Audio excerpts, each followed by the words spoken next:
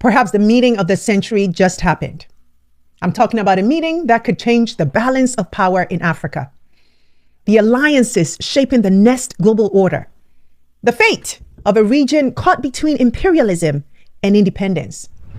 Because Africa's most defiant young leader, President Ibrahim Traoré of Burkina Faso, just walked into the Kremlin to meet face-to-face with Vladimir Putin. And no, this wasn't just any meeting. It happened barely a month after Traoré survived a coup attempt, one that many believe had Western fingerprints all over it. And guess what? Almost no one in the West is talking about it. But don't get it twisted. That doesn't mean they aren't watching. Because this wasn't just a diplomatic courtesy call. This was a power play, a signal, a shift. And it started long before the cameras rolled. According to reports, Putin sent a private Russian jet to personally fly Traoré from Ouagadougou, escorted by fighter jets across international airspace. That's not protocol. That's a message to the West, to Africa, to the world. This historic meeting took place as Russia marked 80 years since its victory over Nazi Germany, a moment thick with symbolism. The world watched tanks roll through Red Square. But no, don't be distracted by the flowers and flags. This wasn't a photo op. This was a summit of strategy. And today on The Breakdown, we're unpacking it all. What Putin and Traoré really discussed at this private meeting. The three biggest takeaways from their conversation that you need to know. And why this could reshape not just Burkina Faso, but the future of African resistance and global geopolitics. Because if Traoré succeeds in forging a new path with Russia, he won't just be the man who kicked out France. He'll be the one who rewrote the rules for Africa's future. And the question we need to ask is this. Will Russia be the power Traoré needs to finish what he started? Or will this alliance come with a cost? We're about to break it all down. But first, a big welcome to all our new subscribers and members. I'm so glad you're here. And if you're watching and haven't joined us yet, please consider this your personal invitation. Here at Panda Genius TV, we're not just building a channel. We're creating a global home for Black stories that are told with truth, intention, and power. And if that speaks to you, and I hope it does, hit subscribe, tap that bell, drop a super thanks, or join our membership community where we go beyond the headlines with exclusive content, behind-the-scenes conversations, and a front row seat to the dialogue shaping our future. Because this isn't just content, no. It's a movement, and I'd love for you to be a part of it. All right, now let's break it down. So to understand why this meeting between Putin and Traoré is so significant, you need to understand who Ibrahim Traoré is and what he represents. Of course, we've talked a lot about him here on this show. Traoré is not your typical African head of state. He's a 37-year-old former army captain who seized power in 2022 during Burkina Faso's second coup in under a year. He came to power promising to end terrorism, restore sovereignty, and free his country from neo-colonial control. And he meant it. Since then, he's kicked out French troops and shut down France's military bases, expelled Western media and aid agencies he believes are part of the problem, suspended the constitution and declared a transitional military government, aligned with Mali and Niger to form the Confederation of Sahel States, a new bloc of West African nations turning their backs on Western influence. His message? Africa cannot be free if it depends on the very powers that once colonized it. But Traoré hasn't just been making enemies in the West. No, he's been making strategic friends elsewhere. First, it was Mali, then Niger. Now, it's Russia. This meeting with Putin comes just weeks after he reportedly survived a coup attempt, with many suspecting foreign involvement. And now he's in Moscow, sitting across the table from Vladimir Putin. So when we say this isn't just a diplomatic meeting, it's because for Traoré, this could be the difference between revolution and removal. For Russia, it's a chance to lock in a new ally in the heart of West Africa, right where France and the US are losing ground. And for Africa, it's a turning point. Now let's pause for a moment and talk about how Ibrahim Traoré even got to Moscow, because that alone says more than most press releases ever will. According to multiple reports, Russia sent a private government jet to personally fly Traoré from Ouagadougou to Moscow. But that's not all. He was escorted by Russian fighter jets along the way. My people, that's not protocol. That's not some travel arrangement. That's a message.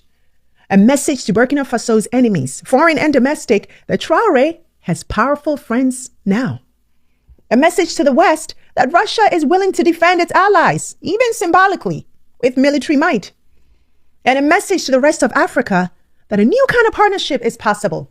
One based not on lectures and conditions, but respect and force projection.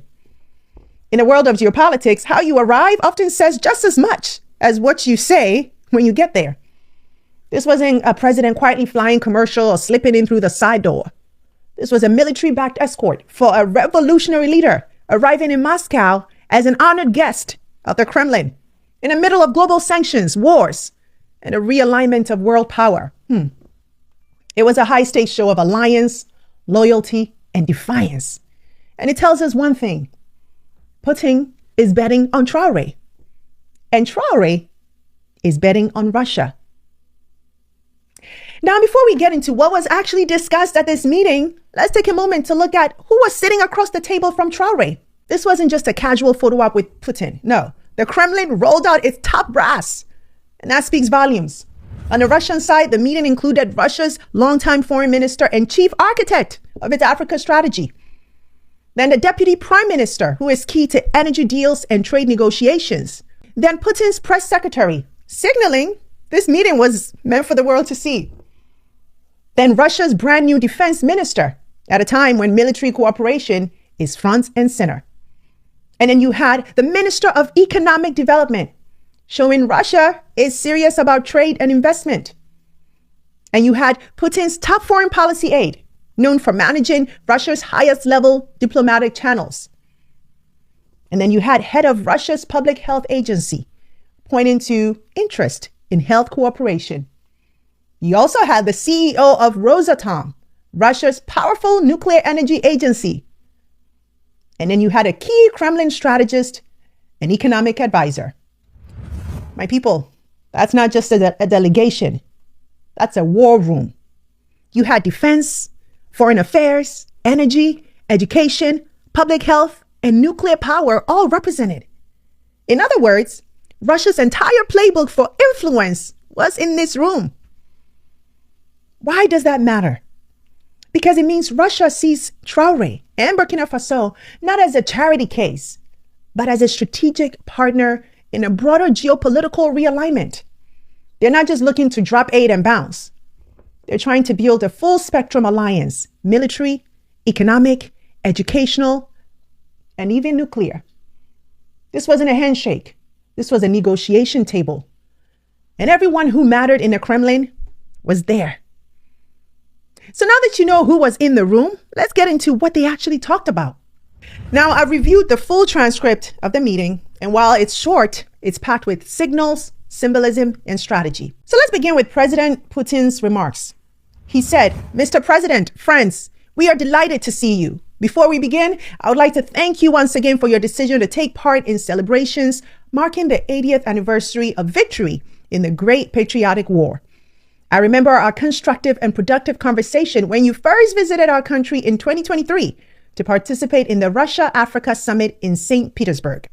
Your current visit to Russia to attend celebrations of the 80th anniversary of victory is deeply symbolic and reflects the friendly nature of the Russia-Burkina Faso relations. I would also like to mention your country's contribution to defeating German Nazism and its satellites.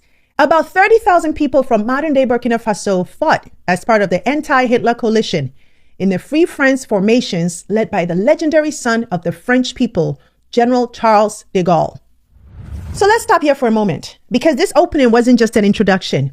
It was a carefully layered narrative play designed to elevate Traoré, anchor Russia's role in Africa's future, and reframe the past to serve present ambitions. By tying this meeting to the 80th anniversary of the Soviet Union's victory over Nazi Germany, Putin was doing far more than celebrating history.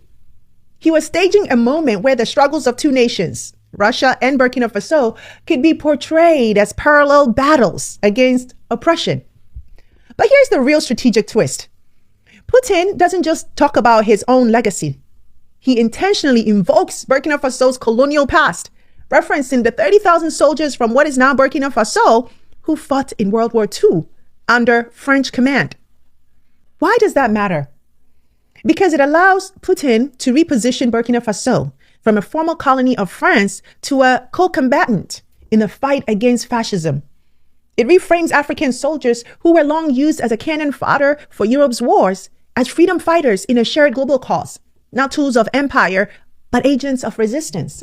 That alone is a powerful narrative reversal, but it's also a strategic one, because what Putin is really doing here is rewriting who the liberators are.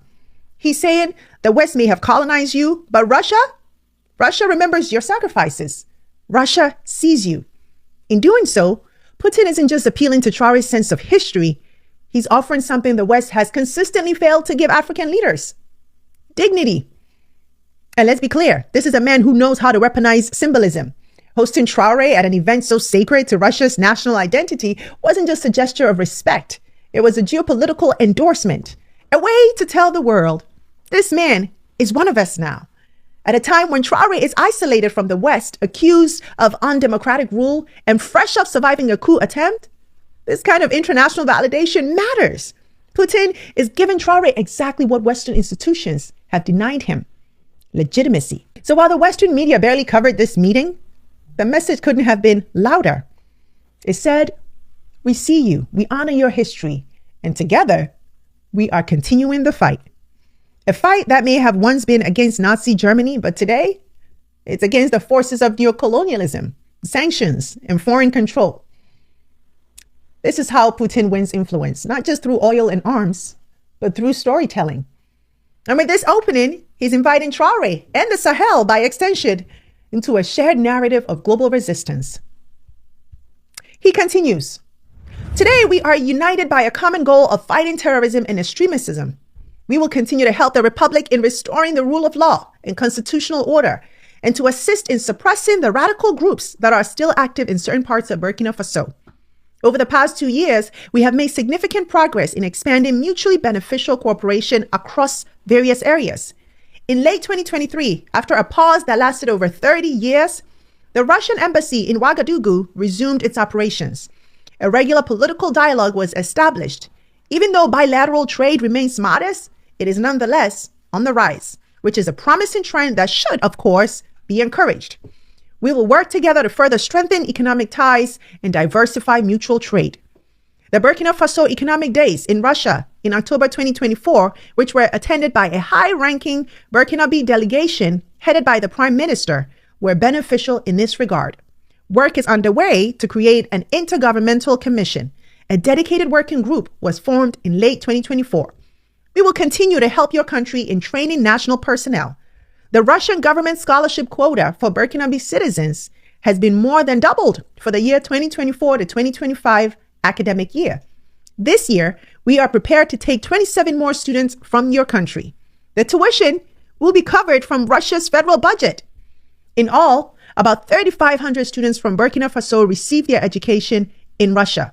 Cultural and humanitarian ties have been promoted since 2024 by the Ouagadougou-based Russia House, which offers Russian language classes, among others. Cooperation in healthcare and sanitation holds a lot of promise. On April 24th to 25th, Ms. Popova visited Ouagadougou. We are ready to carry out joint scientific research, develop laboratory infrastructure, and train specialists. We prioritize humanitarian aid to Burkina Faso as well. Last year, we shipped to your country 25,000 tons of wheat, free of charge. This month, a large shipment of other foods will arrive in Ouagadougou. We appreciate close coordination with Burkina Faso in the international arena, including at the United Nations and other international organizations.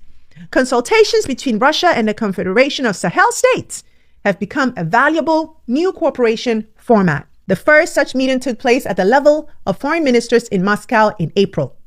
I think our prospects are good across many areas. We have an opportunity to discuss some of them today. So, after opening with ceremony and historical reverence, Putin now gets down to business. And make no mistake, this section is his pitch, his offer, his blueprint for how Russia plans to replace the West as the primary partner for a rising generation of African leaders like Ibrahim Traoré. At its core, this portion of the speech outlines a full spectrum alliance: military, economic, educational, humanitarian, and yes, diplomatic. And each point serves a purpose. First, security first, positioning Russia as Burkina Faso's new military anchor. Putin begins by identifying a shared enemy: terrorism and extremism. That's deliberate. It allows Russia to step in as a stabilizing force without sounding imperial. He pledges to help Traoré restore the rule of law and suppress insurgent groups. But behind the language of peace and order lies the true offer: military partnership. Russia is positioning itself as the anti-French alternative, a foreign power that supports African sovereignty without judgment and without political strings. For a leader like Traoré, who just survived a suspected foreign-backed coup attempt, this is golden. Second, the reopening the embassy, sort of permanent presence. Putin notes the reopening of the Russian embassy in Ouagadougou after more than 30 years. This isn't just about consular services. It's about planting the flag. Embassies are strategic outposts. Reopening one in a country that kicked out France just months earlier is a loud message. We're here to stay. It's also a sign that Russia sees Burkina Faso and the broader Sahel as a key node in its expanding Africa strategy. Third, modest trade, bold intentions. Yes, trade is modest, but Putin's emphasis is not on the current numbers, it's on the momentum. This is classic Russian foreign policy playbook: get in early, build ties through economic days, and join commissions, and over time, convert political loyalty into economic dependency. By forming an intergovernmental commission, Russia isn't just making deals, it's creating a pipeline for ongoing influence. 4, training the minds of tomorrow. The education section might sound like soft power fluff, but it's the real long game. Putin commits to doubling the scholarship quota for Burkinabe students, covering tuition from Russia's federal budget, expanding cultural programming through the Russia House in Ouagadougou. This is the battle for the next generation. The future technocrats, engineers, and policymakers of Burkina Faso will be trained not in Paris or Washington, but in Moscow. And when you train a country's elite, you shape how that country thinks, leads, and allies itself. 5, healthcare, research, and the science of influence. Putin mentions Russian cooperation in health and sanitation, visits from high-level Russian public health officials, joint scientific research, lab development.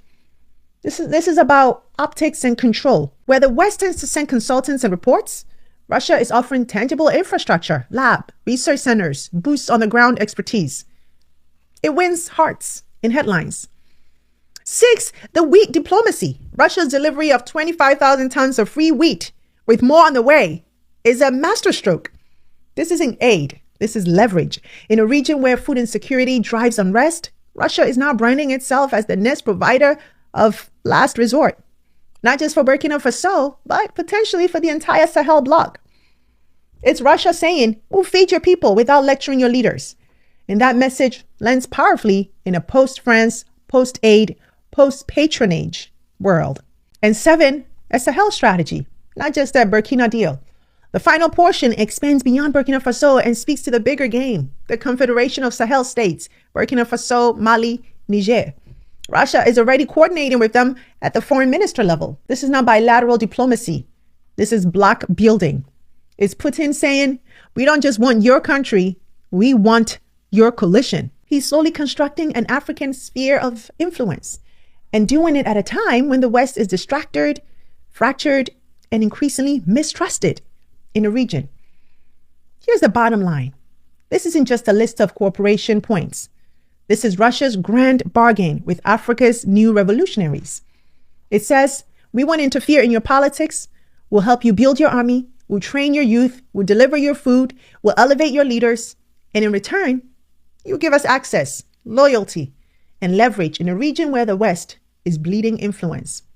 This is Putin offering Traoré the one thing every revolutionary leader needs: a lifeline.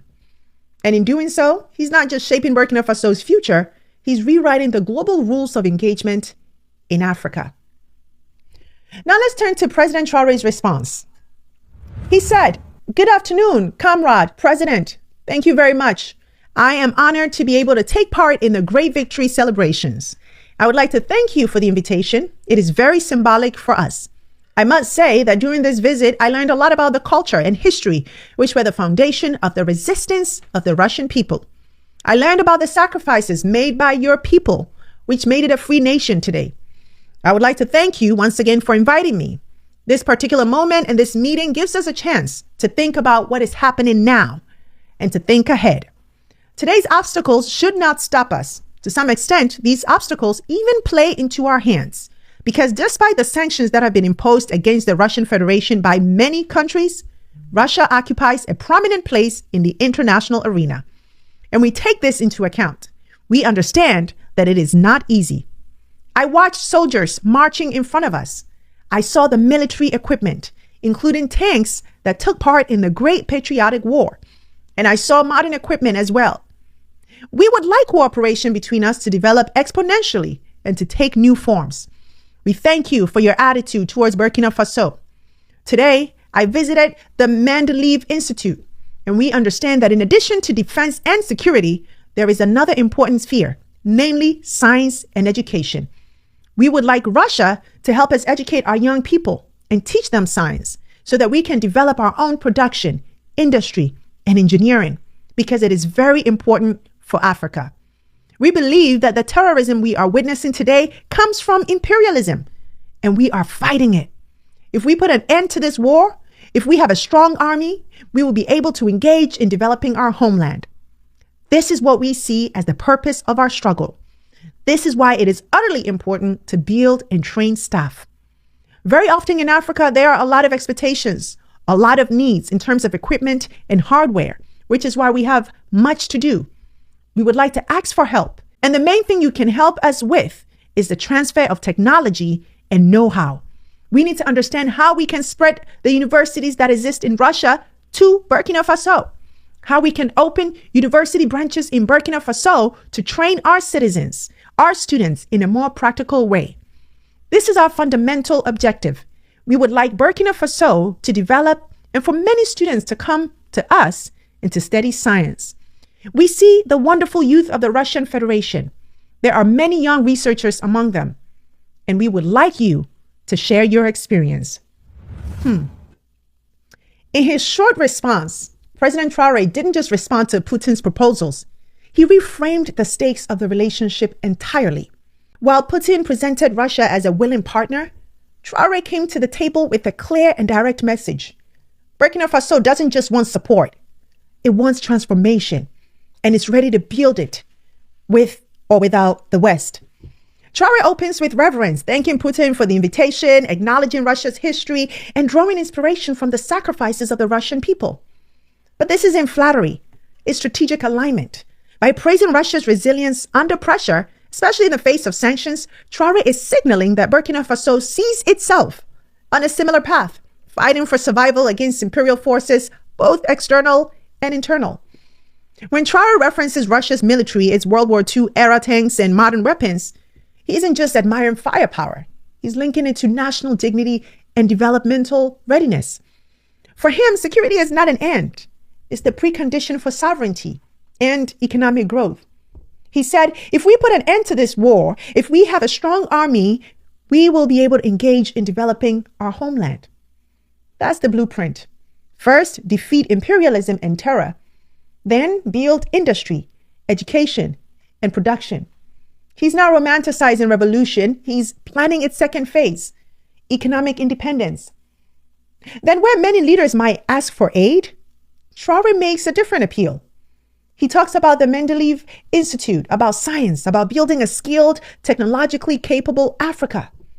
Traoré is laying out a long-term vision where African nations own their development pipelines through education, engineering, and homegrown expertise. He's saying to Russia, we don't want to borrow your solutions.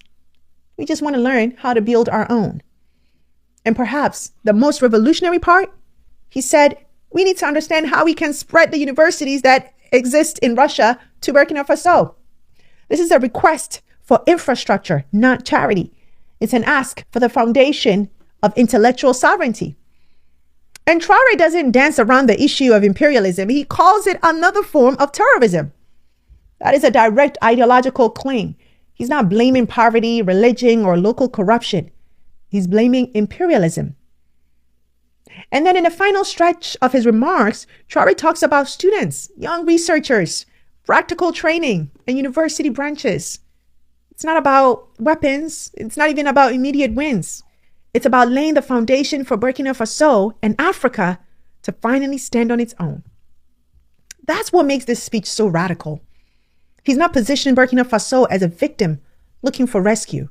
He's positioning it as a nation in transition, looking for partnerships that respect its right to build. In essence, Traoré is saying, we've broken the old chains.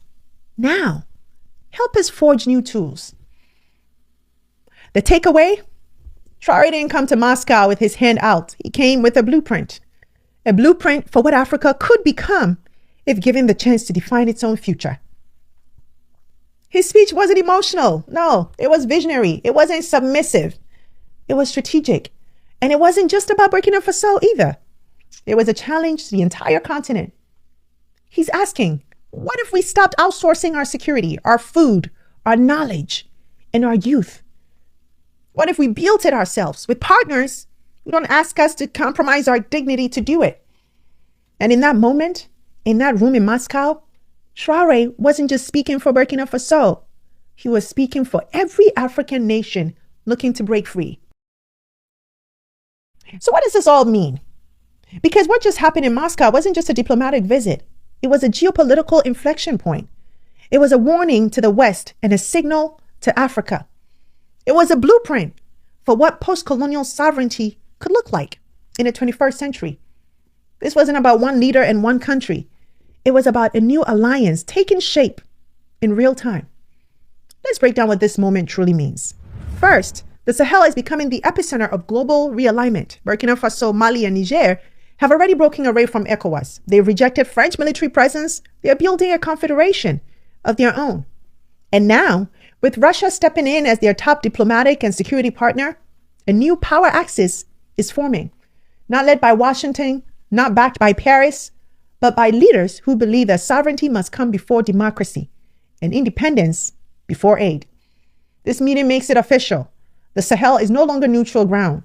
It's contested territory in a new kind of Cold War. Two, Russia is offering what the West wants, which is respect without strings. Putin's speech made it clear. Russia is not asking questions about governance, elections, or human rights. Instead, it's offering military support, food, education, and training, and something deeper, validation. To many African leaders, especially those in transitional or military governments, that matters more than foreign aid or IMF loans, because the West comes with conditions. But Russia, they're coming with confidence. And three, Traoré just redefined what African leadership can sound like. Traoré's speech was one of the boldest we've seen from a modern African leader on the world stage. He didn't ask for charity. He demanded technology transfer, university partnerships, and intellectual infrastructure. He didn't play the victim. He named imperialism as the root of instability and asked for tools to dismantle it. And in doing so, he set a new tone for what African leadership in the 21st century can look like. Strategic, unapologetic, future-focused. 4, guys, a new map is being drawn, and Africa has a pen. For decades, Africa has been treated like a pawn in other people's games. In the colonial era, it was divided by force. In the Cold War, it was divided by ideology. In the neoliberal era, it was divided by debt and dependency. But this moment in Moscow shows us something else. Africa is beginning to choose its own alignments, based not on pressure, but on perceived partnership. And that terrifies the traditional powers. Because the question is no longer who controls Africa. It's becoming, who does Africa want to work with? And on what terms? So where do we go from here, my people? This meeting between Traoré and Putin could have historic implications, yes. Burkina Faso may be a small country, but this meeting sent a strong global message. Africa is no longer asking for a seat at the table. It's starting to build its own. So now I want to hear from you. Was this a bold step toward true African sovereignty? Or Is Traoré playing a dangerous game with a global power that always plays to win? Drop your thoughts in the comments. You know I'm in there with you, and I can't wait to hear what you thought about this meeting and the conversation had. And if you found this episode insightful, make sure you hit subscribe, tap that bell, and consider joining our membership community where we go deeper beyond the headlines.